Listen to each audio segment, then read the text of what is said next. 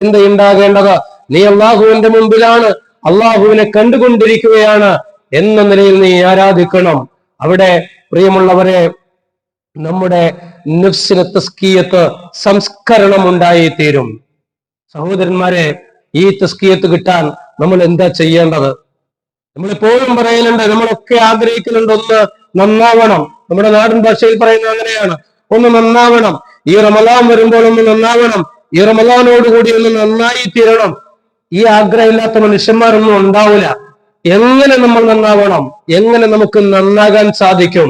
അതാണ് നമ്മൾ മനസ്സിലാക്കേണ്ടത്.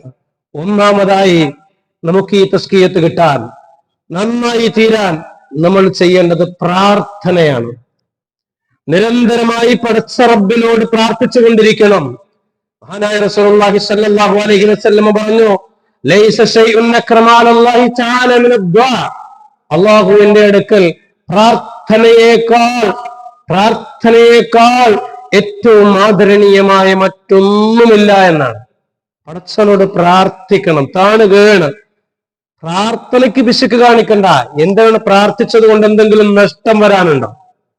പ്രാർത്ഥനയ്ക്ക് ഒരല്പം പോലും പിശുക്ക് കാണിക്കരുത്.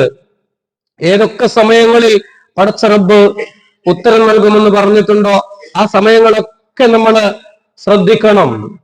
നിസ്കാരത്തിന് ശേഷം, അതുപോലെ ബാങ്കിന്റെയും ഇഖാമത്തിന്റെയും ഇടയില്, രാത്രി അന്ത്യയാമങ്ങളിൽ, വെള്ളിയാഴ്ച ദിവസങ്ങളിൽ, പ്രത്യേകിച്ച് റമദാൻ മാസത്തിൽ പ്രാർത്ഥിച്ചുകൊണ്ടേയിരിക്കണം പടച്ച റബ്ബിനോട്. പ്രാർത്ഥിച്ചുകൊണ്ടേയിരിക്കണം എന്ന് പറയുമ്പോ ഏതെങ്കിലും ഒരു സ്ഥലത്ത് നമ്മുടെ എല്ലാ ജോലികളും ഉപേക്ഷിച്ചുകൊണ്ട് ഇങ്ങനെ ഇരിക്കണം എന്നല്ല പറഞ്ഞതിന്റെ അർത്ഥം. പ്രാർത്ഥനാ നിർഭരമായ ഒരു മനസ്സ് നമുക്കുണ്ടാവണം. അതെല്ലാവർക്കും സാധിക്കുമല്ലോ. ജോലി ചെയ്യുമ്പോഴും യാത്ര ചെയ്യുമ്പോഴും ഒക്കെ ആ ഒരു തേട്ടം അതെല്ലാ മനുഷ്യന്മാരെ കൊണ്ടും പറ്റുന്നതാണ്. അള്ളാഹുവേ, എന്നെ നീ ശുദ്ധിയാക്കിയെടുക്കണമേ, എന്നെ നല്ല മനുഷ്യനാക്കണമേ. ഈ ഒരു പ്രാർത്ഥന, ഈ ഒരു തേട്ടം നമുക്ക് ഉണ്ടാകണം. മഹാനായ റസൂലുള്ളാഹി സ്വല്ലല്ലാഹു അലൈഹി വസല്ലം പ്രാർത്ഥിച്ചിരുന്നു, അല്ലാഹുമ്മ ആതി നഫ്സി തഖ്വാഹ വസക്കിഹാ അൻത ഖൈറു മൻ സക്കാഹ അൻത വലിയുഹാ വമൗലാഹ. വളരെ അർത്ഥവത്തമായ മനോഹരമായ പ്രാർത്ഥന. അല്ലാഹുമ്മ ആതി നഫ്സി തഖ്വാഹ, പടച്ചവനെ എന്റെ നഫ്സിന് നീ തഖ്വ നൽകണമേ, എന്റെ നഫ്സിന് നീ തഖ്വ നൽകണമേ. വസക്കിഹാ, എന്റെ ആ നഫ്സിനെ നീ പരിശുദ്ധപ്പെടുത്തിയെടുക്കണമേ, സംസ്കരണം നൽകണമേ. അന്ത ഖൈറു മൻ സക്കാഹ, പരിശുദ്ധിപ്പെടുത്തിയെടുക്കുന്ന, സംസ്കരിച്ചെടുക്കുന്ന ഏറ്റവും ഉത്തമനായവൻ നീയാണ്. അന്ത വലിയുഹാ വമൗലാഹ, പടച്ചവനെ രക്ഷാധികാരിയും യജമാനനും എല്ലാം നീയാണ്. അതുകൊണ്ട് എന്റെ നഫ്സിനെ ഒന്ന് ശുദ്ധിയാക്കി എടുക്കണമേ, എന്നെ ഒന്ന് പരിശുദ്ധപ്പെടുത്തി എടുക്കണമേ എന്ന് മഹാനായ പ്രവാചകൻ സല്ലല്ലാഹു അലൈഹി വസല്ലമ നിരന്തരമായി പ്രാർത്ഥിച്ചു കൊണ്ടിരുന്നത് നമുക്ക് കാണുവാൻ സാധിക്കും. നമ്മുടെ മനസ്സ് അത് മാറി മറിഞ്ഞുകൊണ്ടേയിരിക്കും. മനസ്സ് ശരീരത്തിന്റെ ഏത് ഭാഗമാണ്? ഇതൊന്നും നമുക്ക് നിർവചിക്കുവാൻ സാധിക്കില്ല. അത് മറിഞ്ഞുകൊണ്ടിരിക്കുന്ന ഒന്നാണ്. യാ മുഖല്ലിബൽ ഖുലൂബ് സബ്ബിത് ഖൽബി അലാ ദീനിക്. അല്ലാഹുവിന്റെ റസൂൽ സല്ലല്ലാഹു അലൈഹി വസല്ലം പ്രാർത്ഥിച്ചിരുന്നു, യാ മുഖല്ലിബൽ ഖുലൂബ്, ഹൃദയങ്ങളെ മാറ്റിമറിക്കുന്നവനെ, സബ്ബിത് ഖൽബി അലാ ദീനിക്, എന്റെ ഹൃദയത്തിൽ നിന്റെ ദീനിൽ നീ ഉറപ്പിച്ചു നിർത്തണമേ എന്ന്. അങ്ങനെ ദീനിൽ ഹൃദയത്തെ ഉറപ്പിച്ചു നിർത്തുമ്പോ നമുക്ക് സംസ്കരണം, പരിശുദ്ധി ഉണ്ടായിത്തീരും എന്നാണ്. ഇത് അല്ലാഹു സുബ്ഹാനഹു വ തആല അവൻ ഉദ്ദേശിക്കുന്നവരെ മാത്രമേ പരിശുദ്ധപ്പെടുത്തുകയുള്ളൂ, സംസ്കരിക്കുകയുള്ളൂ. ബലില്ലാ യുസക്കി മൻ യശാ, ബലില്ലാ യുസക്കി മൻ യശാ, അല്ലാഹു ഉദ്ദേശിക്കുന്നവരെ അവൻ ശുദ്ധിയാക്കിയെടുക്കും.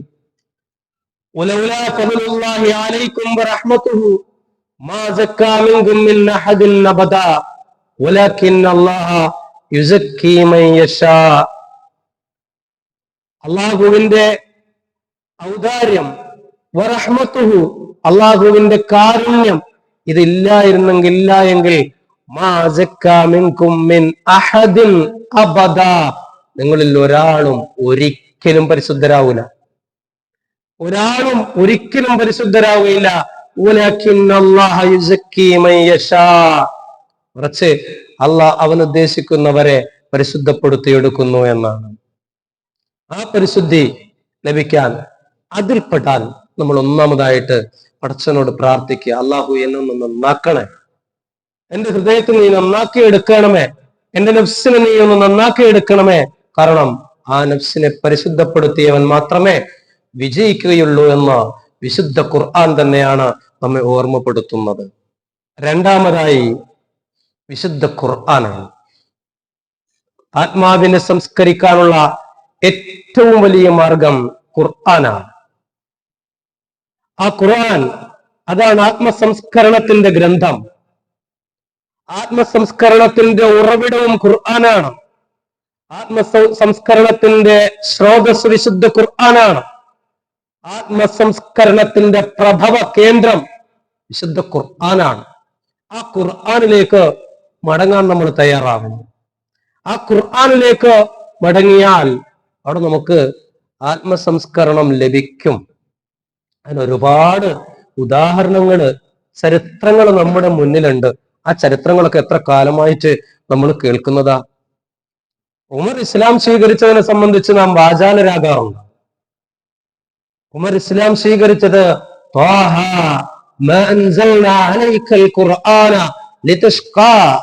എന്ന് തുടങ്ങുന്ന വചനങ്ങൾ കേട്ടുകൊണ്ടാണ്. ഇതാവേശത്തോടുകൂടി ആ ചരിത്രം നമ്മൾ പറയും. എന്നിട്ട് നമ്മൾ പറയും, ലോകത്തിന് മാതൃകയായി ഉമർ മാറി എന്ന്. ഉമർ മാത്രം മാറിയാൽ മതിയോ? വിശുദ്ധ ഖുർആനിൽ നിന്ന് ഉമർ റളിയല്ലാഹു അൻഹുവിന് സംസ്കരണം കിട്ടിയെങ്കിൽ ലോക ചരിത്രത്തിൽ മാതൃകായോഗ്യരായ വ്യക്തിത്വങ്ങളായി 6-ാം നൂറ്റാണ്ടിലെ ഇരുണ്ട യുഗത്തിൽ കഴിഞ്ഞിരുന്ന അറബികൾ മാറിയെങ്കിൽ ആ ഖുർആൻ ഇന്നും നിലനിൽക്കുന്നുണ്ട്. ആ ഖുർആനിലൂടെ മാത്രമേ നഫ്സുകൾക്ക് സംസ്കരണം ലഭിക്കുകയുള്ളൂ എന്ന് നമ്മൾ മനസ്സിലാക്കണം.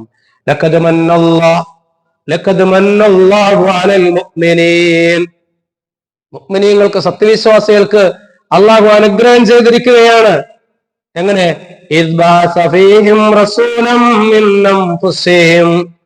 അവരുടെ ഇടയിൽ നിന്ന് തന്നെയുള്ള ഒരു പ്രവാചകനെ അവർക്ക് അയച്ചു കൊടുത്തു. എന്നിട്ടോ അവന്റെ ലക്ഷ്യങ്ങളെ, അവന്റെ ദൃഷ്ടാന്തങ്ങളെ അവൻ അവർക്ക് ഓതി കേൾപ്പിച്ചു കൊടുത്തു. എന്നിട്ടോ അവരെ പരിശുദ്ധപ്പെടുത്തി എടുക്കുകയാണ്, തസ്കിയത്ത് ചെയ്തെടുക്കുകയാണ്. കിതാബും ഹെക്മത്തും ഒക്കെ അവർക്ക് പഠിപ്പിച്ചു കൊടുക്കുകയും ചെയ്യാണ്. പരിശുദ്ധപ്പെടുത്തിയെടുക്കുന്നു, തസ്കിയത്ത് ചെയ്ത് എടുക്കുന്നു എന്നാണ്. വിശുദ്ധ ഖുർആനിലൂടെയാണ് നമ്മുടെ ജീവിതത്തിൽ നമുക്ക് മാറ്റമുണ്ടാകേണ്ടത്. ആത്മാവിന് സംസ്കരണം ആഗ്രഹിക്കുന്നുവെങ്കിൽ അവനത് അള്ളാഹുവിന്റെ ഗ്രന്ഥത്തിൽ അന്വേഷിക്കട്ടെ എന്നാണ്.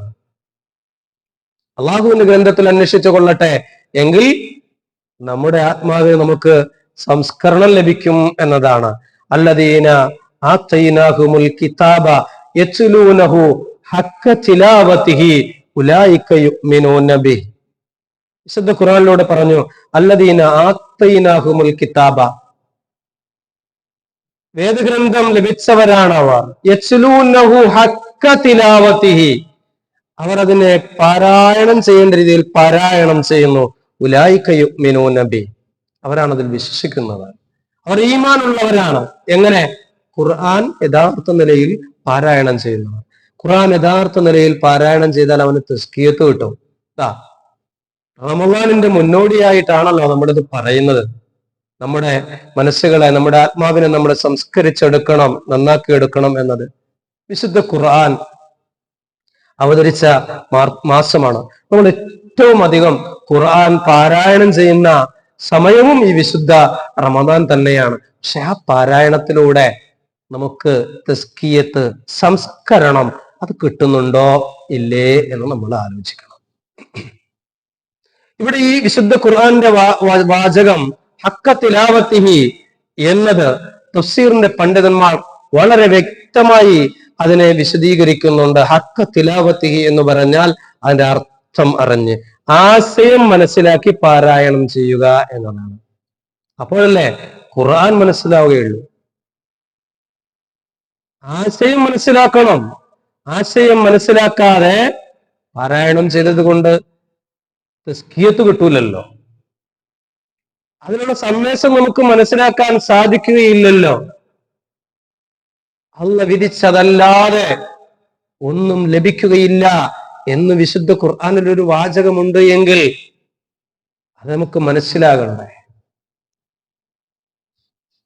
നിങ്ങൾ ചെയ്ത നന്മകൾ നിങ്ങൾ കണ്ടെത്തും, നിങ്ങൾ ചെയ്ത തിന്മകളുടെ പ്രതിഫലം അതും നിങ്ങൾ കണ്ടെത്തുമെന്ന് ഖുർആനിലെ വാചകമുണ്ട്. അത് പാരായണം ചെയ്യുമ്പോൾ നമുക്ക് മനസ്സിലാകണ്ടേ. അതിനൊന്നും നമ്മുടെ മുന്നിൽ ഒരുപാട് മാർഗങ്ങളുണ്ട്. എന്റെ പ്രിയമുള്ളവരെ, നമ്മളൊന്ന് ആലോചിച്ച് നോക്ക്. ദിവസം നമ്മൾ 17 വട്ടം ഓതുന്ന സൂറത്തുണ്ട്, സൂറത്തുൽ ഫാത്തിഹ. ഒരുപക്ഷെ ഇവിടെ ഇരിക്കുന്ന ബഹുഭൂരിഭാഗം ആളുകൾക്കും ആ സൂറത്തുൽ ഫാത്തിഹയുടെ അർത്ഥം അറിയാമായിരിക്കും. ഞാൻ അങ്ങനെയാണ് മനസ്സിലാക്കുന്നതും. ഇവിടെ ഇരിക്കുന്ന ബഹുഭൂരിഭാഗം ആളുകൾക്കും സൂറത്തുൽ ഫാത്തിഹയുടെ അർത്ഥം അറിയാം. എന്നാൽ അറിയാത്ത നല്ലൊരു വിഭാഗം ഇല്ലേ ഇന്നും? നമ്മൾ ഓരോ നിസ്കാരങ്ങളിലും ഓതുന്ന ചെറിയ ചെറിയ സൂറത്തുകളുണ്ടല്ലോ, ആ ചെറിയ ചെറിയ സൂറത്തുകളുടെ അർത്ഥം പോലും അറിയാത്ത ആളുകൾ ഉണ്ടാവില്ലേ നമ്മുടെ കൂട്ടത്തിൽ? എല്ലാവരുടെ കാര്യമല്ല ഞാൻ പറയുന്നത്. നല്ല ഒരു ശതമാനം ഉണ്ട് എന്നുള്ളതാണ്. അത് മാറണം. വിശുദ്ധ ഖുർആനിലേക്ക് നമ്മൾ ഇറങ്ങണം. നമുക്ക് ആത്മസംസ്കരണം കിട്ടണം എങ്കിൽ, ആത്മസംസ്കരണം കിട്ടുന്നത് ഖുർആനിലൂടെ മാത്രമേ കിട്ടുകയുള്ളൂ. അതല്ലാത്ത മറ്റേതെങ്കിലും പുസ്തകം വായിച്ചത് കൊണ്ടോ പ്രഭാഷണങ്ങൾ വായിച്ചത് കൊണ്ടോ കേട്ടത് കൊണ്ടോ ഒന്നും നമുക്ക് ആത്മസംസ്കരണം കിട്ടിക്കൊള്ളണമെന്നില്ല. ചരിത്രം അതാ പഠിപ്പിക്കുന്നത്. നമ്മുടെ മുൻഗാമികൾ ആത്മസംസ്കരണം ഉള്ളവരായി തീർന്നത് വിശുദ്ധ ഖുർആനിലൂടെയായിരുന്നു എന്നാണ്. അല്ലാഹു സുബ്ഹാനഹു വ തആല ഒരടിമയ്ക്ക് ഖുർആൻ പാരായണം ചെയ്യാനും അത് ചിന്തിച്ച് പഠിക്കാനും അതനുസരിച്ച് സ്വന്തം നഫ്സിനോട് പോരാടാനും